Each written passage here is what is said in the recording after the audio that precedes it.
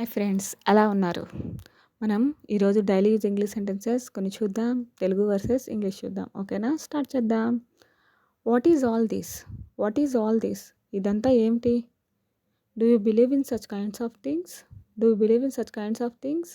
మీరు ఇలాంటి వాటిని కూడా నమ్ముతారా? What more should we expect from him?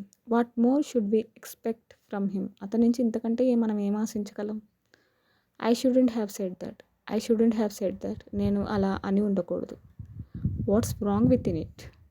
Watts wrong with it? అందులో తప్పేముంది? Did he ever mention her? Did he ever mention her?